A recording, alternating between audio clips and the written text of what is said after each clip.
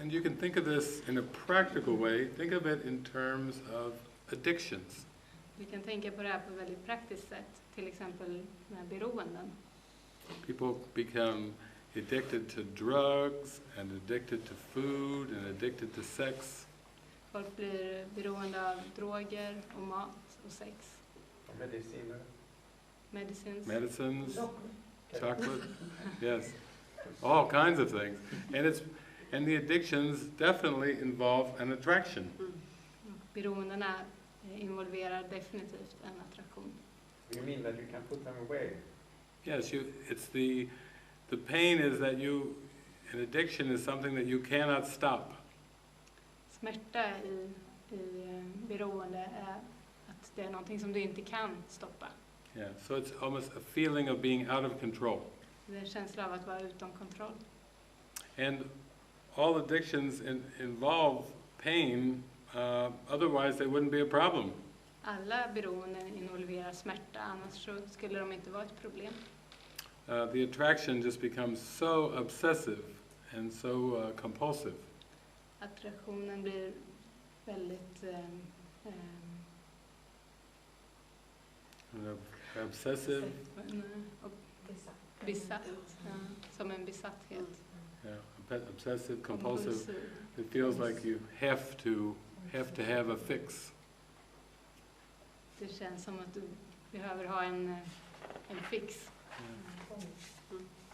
Ja, det blir tvångsmässigt. And so, if you really listen closely to people who have addictions, they talk about indulgence and repression. Om du lyssnar väldigt nära på folk som har beroenden så pratar de om indulgence. Man hänger sig åt. Ja. Eller repression, alltså tillbakadragenhet. Yes. Or for example, like with food, it's they starve and then binge. De som har beroende av mat, de svälter sig eller de vräker i sig. Yes. And then Buddha came along and said, "Oh no, you must go for the middle way." Sen kom Buddha och sa att du får gå på medelvägen. Yeah. And Jesus calls it the miracle. Och Jesus kallar det för miraklet. But it's not talking about moderation. Men de pratar inte om moderering. It's talking about a state of mind that transcends the duality. De pratar om ett sinnestillstånd som transcenderar dualitet. And this new way, this middle way or miracle, takes a lot of mind training. Och den här nya vägen, miraklet, det tar mycket sinnesträning. Yes. People can seem to spend their whole lifetimes and the middle way eludes them. Och folk kan spendera hela sin livstid och medelvägen eludes. De missar den, de hittar den inte. Yeah. Verkar inte förtroendegivande. It doesn't seem very good, he says. No, it's people actually die without ever finding the middle way, and so this can seem very depressing. Ja, folk dör faktiskt utan att hitta den här medelvägen och det kan verka väldigt deprimerande. Yeah.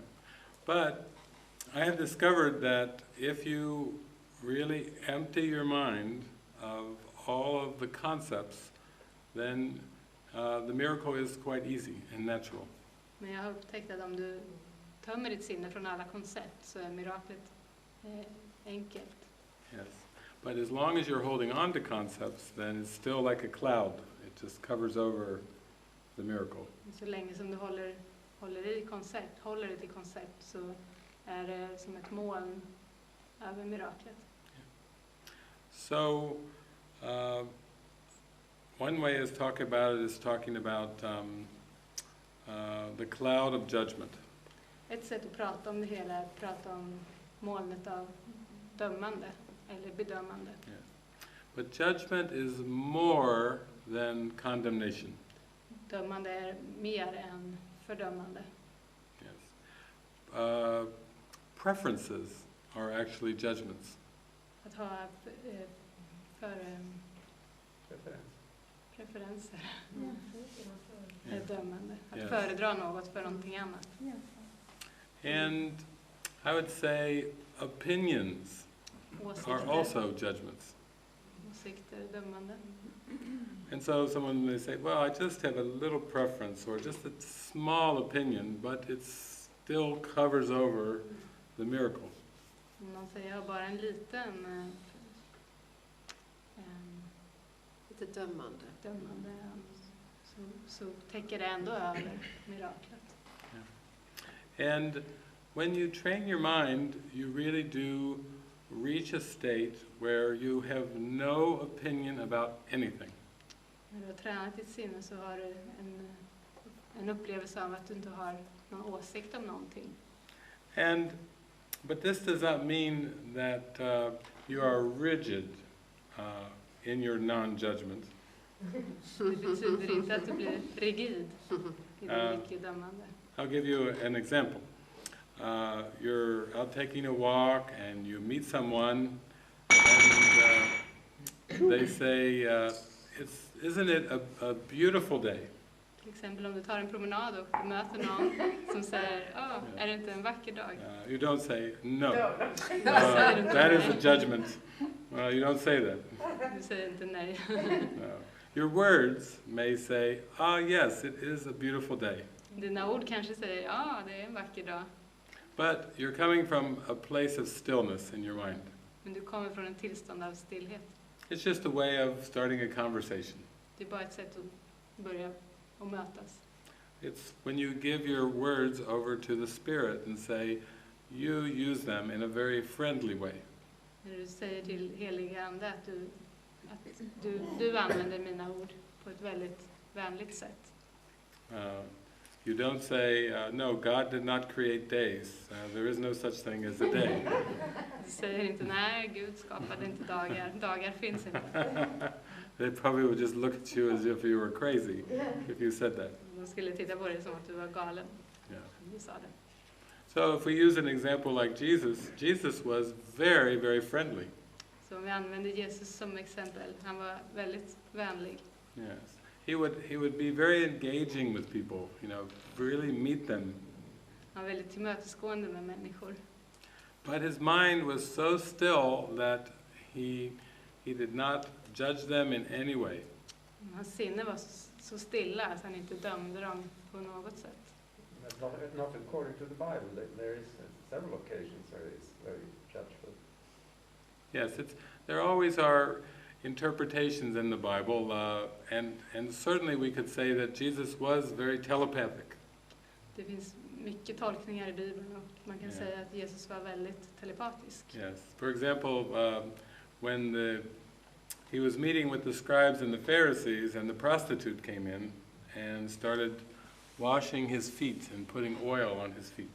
Så när han träffade de skriftlärda och fariseerna och den prostituerade kom in och började smörja in hans fötter med olja och tvätta hans fötter. The Pharisees were thinking, why does he associate with a woman of that stature? Så tänkte fariseerna, varför är han tillsammans med en kvinna som har den positionen? Yes, they were thinking he must not be holy if he's associating with someone so unholy. De tänkte att han kan inte vara helig om han associerar sig med en som är så ohelig. But Jesus could see the heart of the prostitute, that she had very much sincerity at leaving behind her old life and opening up to the truth. Men Jesus såg till hennes hjärta att hon hade en väldigt stark ärlighet, att hon ville öppna upp för sanningen och lämna sitt förflutna. Sometimes Jesus would turn tables over, even in a temple, and some people interpreted him as being angry. Ibland så vände Jesus på bord i templet och en del tolkade det som att han var arg. But Jesus was never angry. Men han var aldrig arg. Anger would have been a contradiction to everything he was teaching about peace of mind. Ilska skulle vara en motsägelse till allt han lärde ut om sinnesfrid.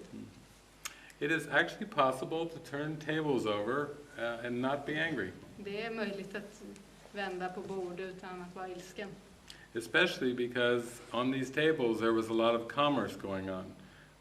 Buying and selling of animals for sacrifices.